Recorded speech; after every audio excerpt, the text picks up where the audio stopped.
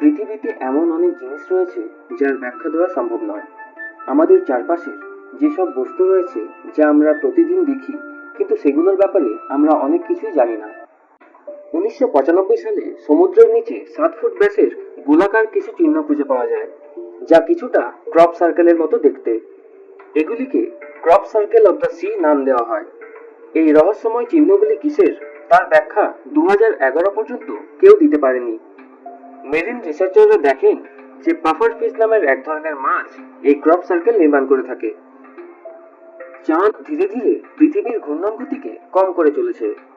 ঠিক শুনেছেন, প্রতি 100 বছরে চাঁদ পৃথিবীর ঘূর্ণন গতিকে কম করে দিনের সময় 1.7 মিলিসেকেন্ড করে বাড়িয়ে দেয়। বিগত 350 মিলিয়ন বছরে পৃথিবীর গতি কমে দাঁড়িয়েছে প্রায় 30 মিনিট। আমরা মিলিয়ন বছর আগেকার জল পান করে চলেছি, কারণ জলচক্র হলো একটি ক্লোজড সিস্টেম। একই জল বাষ্পীভূত হয়ে আবার বৃষ্টিরূপে নেমে আসে, শুধু এটা রিসাইকেল হতে থাকে। গরম জল ঠান্ডা জলের তুলনায় তাড়াতাড়ি বরফে পরিণত হয়। এটিকে দ্য মেম্বা ইফেক্ট বলা হয়। ডলফিনদেরও নাম থাকে। আমরা সবাই জানি ডলফিনরা বুদ্ধিমান প্রাণী। ডলফিনদের প্রত্যেকের আলাদা আলাদা হুইসেল রয়েছে, যা তারা একে অপরের সাথে কমিউনিকেট করার জন্য ব্যবহার করে। গ্রীষ্মকালে আইফেল টাওয়ারের উচ্চতা 15 সেন্টিমিটার বেড়ে যায়, কারণ আমরা সবাই জানি ধাতব জিনিস তাপে, আকারে বা আয়তনে বৃদ্ধি পায়। 1 চামচ নিউটন স্টারের ওজন 6 বিলিয়ন টন। নিউটন স্টারের ঘনত্ব খুবই বেশি হয়। সুপারনোভার ফলে এটি সৃষ্টি হয়।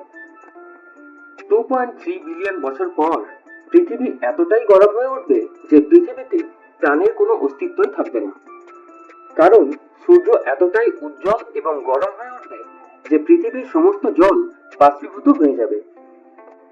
আমাদের পেটের মধ্যে যে অ্যাসিড রয়েছে তা এতটাই জোরালো যে স্টেনলেস স্টিলকেও গলিয়ে দিতে পারে। পেটের মধ্যে রয়েছে হাইড্রোলিক অ্যাসিড, যা খাবার হজম করতে সাহায্য করে, কিন্তু এটা আমাদের স্টমাক লাইনিংকেও অ্যাটাক করে। কিন্তু আমাদের স্টমাক লাইনিং নিজেকে রক্ষা করে এক ধরনের অ্যালকালি বাইকার্বনেট সলিউশন নিঃসরণ করে। প্রতি 4 দিনে আমাদের স্টমাক লাইনিং পরিবর্তিত হতে থাকে। টিভিতে অনেক সময় আমরা ঝিলমিল বা ডিস্টরশন বা এই ধরনের জিনিস দেখে থাকি। আপনারা কি জানেন যে এটা কেন হয়? এটা হলো মহাজাগতিক রেডিয়েশন, যা বিগ ব্যাং এর সময় ঘটেছিল। এটাকে রেসিডুয়াল রেডিয়েশন বলা হয়। দ্বিতীয় বিশ্বযুদ্ধের সময় ধাতুর ঘাটতির জন্য অস্কার অ্যাওয়ার্ড প্লাস্টার দিয়ে বানানো হয়েছিল। একটি দাবার বোর্ডে এই মহাবিশ্বে যত অ্যাটমস রয়েছে তার চেয়ে বেশি ধরনের পসিবল ইন্টারঅ্যাকশন বা সম্ভাব্য চাল হতে পারে। বাজ অল্ড্রিন হলেন প্রথম অ্যাস্ট্রোনট, যিনি চাঁদে গিয়ে মূত্র ত্যাগ করেছিলেন। ফিনল্যান্ডে ডোনাল্ড ডাকের কমিক বুক ব্যান করে দেওয়া হয়েছিল, এই বলে যে ডোনাল্ড ডাক প্যান্ট পরে না। বিজ্ঞানীদের মতে নাসার ভয়েজার 1 স্পেস প্রোব আমাদের সৌরজগৎ ছাড়িয়ে বেরিয়ে গেছে।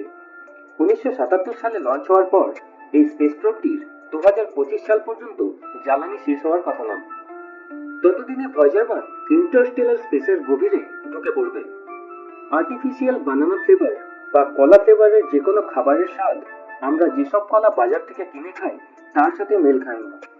এর কারণ হলো, যে কলার প্রজাতি থেকে বানানা ফ্লেভারটি বানানো হয়েছিল সেই প্রজাতির কলা গাছ পৃথিবী থেকে বিলুপ্ত হয়ে গেছে। স্কটল্যান্ডের ন্যাশনাল অ্যানিমাল হলো unicorn. Pirates of the Caribbean movie আমরা সবাই দেখেছি। এই মুভিতে মুখ্য চরিত্রে ছিল জনি ডেপ।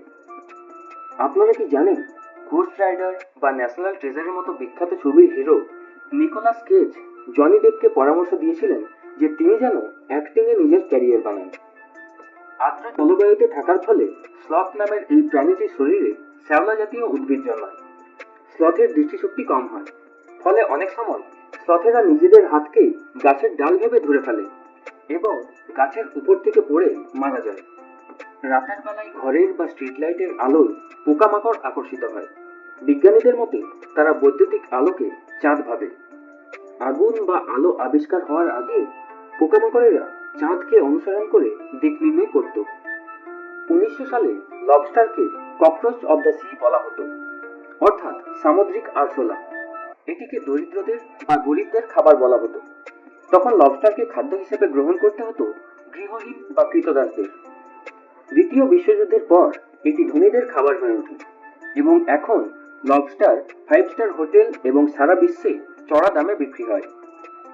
হেয়ার এবং র্যাবিট দেখতে প্রায় একই রকম, কিন্তু এদের বিশেষ পার্থক্য হলো জন্মাবার পর হেয়ারের গায়ে লোম থাকে, কিন্তু র্যাবিট বা খরগোশের গায়ে জন্মাবার সময় লোম থাকে না। নেটফ্লিক্স প্রথমে একটি ডিভিডি কোম্পানি ছিল যারা ডিভিডি ভাড়া দিত। এই ডিভিডি রেন্টালের বিজনেসের মার্কেটিং এ নেটফ্লিক্স কোনো টাকাই খরচা করেনি, কিন্তু আজ নেটফ্লিক্স বিশ্বের সবচেয়ে বড় পেড ভিডিও স্ট্রিমিং সাইট। আমরা কুকুরদের গলায় কাঁটা জাতীয় কলার দেখতে পাই, যা এখন একটা ফ্যাশন বা স্টাইল স্টেটমেন্ট হয়ে দাঁড়িয়েছে। আসলে এটা চলে এসেছে প্রাচীন গ্রিক সাম্রাজ্যের সময় থেকে। তখন মেষ বা পশু মালিকরা তাদের মেষ বা ছাগল জাতীয় গৃহপালিত পশুদের দেখাশোনার জন্য কুকুর পুষত। সেই কুকুরদের গলায় স্পাইক বা কাঁটা জাতীয় কলার ব্যবহার করা হতো, যাতে নেকড়েরা কুকুরদের গলায় কামড় বসাতে গেলে যেন কাঁটার আঘাতে পালিয়ে যায় এবং কুকুররাও সুরক্ষিত থাকে। আমাদের মস্তিষ্কের বেশিরভাগটাই ফ্যাট বা চর্বি দিয়ে তৈরি, তাই যে কোনো কাউকে মাথা মোটা বা ফ্যাট হেড বলতেই পারেন।